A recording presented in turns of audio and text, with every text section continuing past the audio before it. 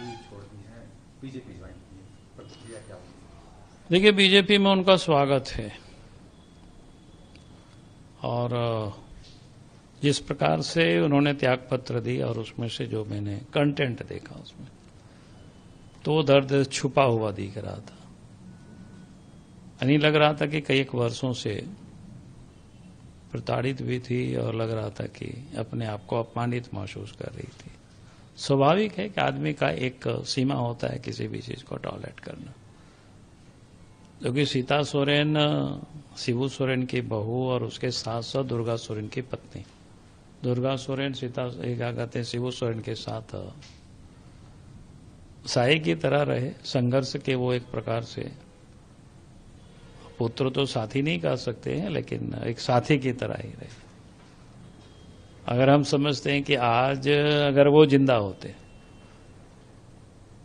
तो मुख्यमंत्री के रूप में दुर्गा सोरेन ही होते, तो स्वाभाविक है कि उनके साथ जो वर्षों तक एक प्रकार से उपेक्षा उनको की गई तो लगा कि बर्दाश्त करने की भी लोगों की एक सीमाएं होती है और अंत में फिर पार्टी उन्होंने छोड़ दी।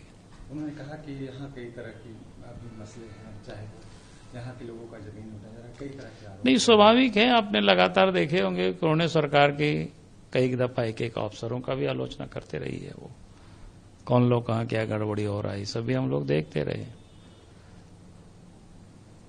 तो उस समय भी हम सब लोगों ने कई दफा कहा कि भाई जहां इतना गड़बड़ हो रहा है तो फिर वहां रह करके तो कितना लड़ाई अकेले लड़ पाएगी। तो झारखंड के बेहतर के लिए तो फिर लड़ाई के लिए उनको भी मजबूत साथी चाहिए था।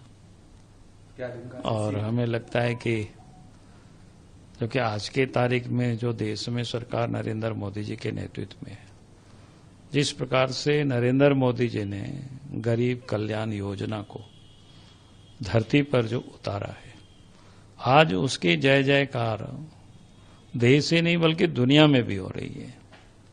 और साथ ही आप देख रहे होंगे कि देश भर में भिन्न भिन्न राजनीतिक पार्टी के या सामाजिक क्षेत्र में काम कर रहे कई एक ऐसे लोग हैं जो भारतीय जनता पार्टी में लोग योगदान कर रहे हैं, मोदी जी को और मजबूत कर रहे हैं। और उसी कड़ी में सीता सोरेन जी भी है। अब ये तो केंद्रीय चुनाव समिति ये सब फैसला करती है, इसलिए उस पर हम कुछ भी नहीं बोल सकते हैं।